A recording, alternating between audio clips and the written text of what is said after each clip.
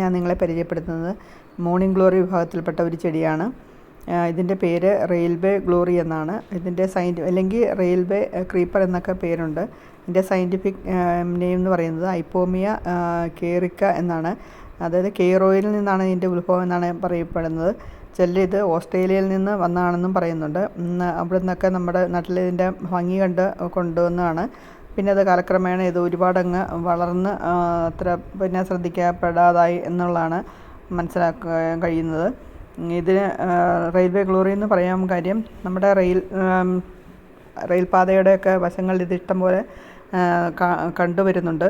പൊതുവേ ഏത് വരണ്ട മണ്ണിലും ഫലഭൂയിഷ്ഠമല്ലാത്ത മണ്ണിലെല്ലാം ഇത് പെട്ടെന്ന് കിളിച്ച് വരാറുണ്ട്. എനിക്കിതിൻ്റെ പൂവ് കണ്ട് ഇഷ്ടപ്പെട്ടിട്ട് ഞാനിത് കൊണ്ടുവന്നതാണ്. അതായത് ഒരു ലാവൻഡർ കളറും നടുക്കായിട്ട് ഒരു ഡാർക്ക് വയലറ്റും കൂടെ വരുമ്പോഴത്തേക്ക് നല്ലൊരു ഭംഗിയാണ്. ഇത് നമ്മുടെ മോർണിംഗ് ഗ്ലോറി പോലെ തന്നെ ഉച്ചവരെ ഇതിങ്ങനെ നല്ല ഭംഗിയായിട്ട് വിടർന്ന് നിൽക്കും. ഉച്ചയാകുമ്പോഴത്തേക്ക് ഇത് വാടിപ്പോവുകയാണ് ചെയ്യുന്നത്. ഇതും അതുപോലെ തന്നെ ഒരു ബ്ലൂ നിറത്തിലുള്ള പൂക്കളുമൊക്കെ ഈ മോർണിംഗ് ഗ്ലോറിയിലെ പെർനിയൽ പ്ലാന്റ്സ് എന്ന് പറയാൻ പറ്റും. ഇതൊന്ന് നട്ട് കഴിഞ്ഞിട്ടുണ്ടെങ്കിൽ വർഷങ്ങളോളം ഇത് അതുപോലെ തന്നെ നിൽക്കും.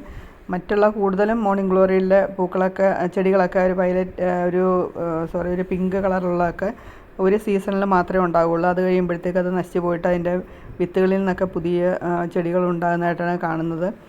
ഇത് പക്ഷേ എപ്പോഴും ഒരു പ്രാവശ്യം നമ്മൾ പിടിപ്പിച്ചു കഴിഞ്ഞാൽ ഒരിക്കലും നശിക്കാതെ തന്നെ ഉണ്ടാകും. അതുപോലെ തന്നെ അധികം വിത്തുകൾ ഞാൻ കണ്ടിട്ടില്ല.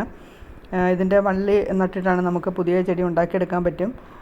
ഇത് കുറച്ച് വൈൽഡായിട്ട് വളരുന്നൊരു ചെടിയാണ്.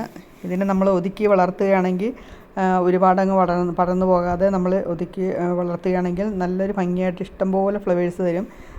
അതുപോലെ തന്നെ ഇഷ്ടംപോലെ തേനീച്ചകളും പൂമ്പാറ്റകളും എല്ലാം വരും. അപ്പം നമുക്ക് ഒത്തിരി പൂക്കളൊക്കെ വേണമെന്ന് ആഗ്രഹിക്കുന്നുണ്ടെങ്കിൽ ഇത് നടാൻ പറ്റിയൊരു ഓപ്ഷനാണ്. പക്ഷേ നമ്മൾ ഒന്ന് കൺട്രോൾ ചെയ്ത് വളർത്തണമെന്ന് മാത്രമേ ഉള്ളൂ. എനിക്കെന്തായാലും ഈ ചെടി നല്ല ഇഷ്ടമാണ്. ഞാനിത് 2-3 സ്ഥലത്തായിട്ട് നട്ടിട്ടുമുണ്ട്. അത് കണ്ടവരൊക്കെ അത് നട്ടതൊക്കെ ഒത്തിരി ഇഷ്ടപ്പെടുകയും ചെയ്തു. ആ രീതിയിൽ നമ്മൾ നട്ടേക്കുന്നതുകൊണ്ട് എല്ലാവർക്കും അതിനെ ഇഷ്ടപ്പെടുകയും ചെയ്തു. എന്തായാലും എനിക്ക് ഇഷ്ടപ്പെട്ട നല്ലൊരു ഭംഗിയുള്ളൊരു ചെടി തന്നെയാണിത്. എല്ലാവർക്കും എൻ്റെ വീഡിയോ ഇഷ്ടപ്പെട്ടെന്ന് വിചാരിക്കുന്നു. വീഡിയോ ഇഷ്ടപ്പെടുകയാണെങ്കിൽ ഷെയർ ചെയ്യുക, ലൈക്ക് ചെയ്യുക. വീണ്ടും പുതിയൊരു വീഡിയോ ആയിട്ട് കാണാം. അതുവരെ എല്ലാവർക്കും ബൈ.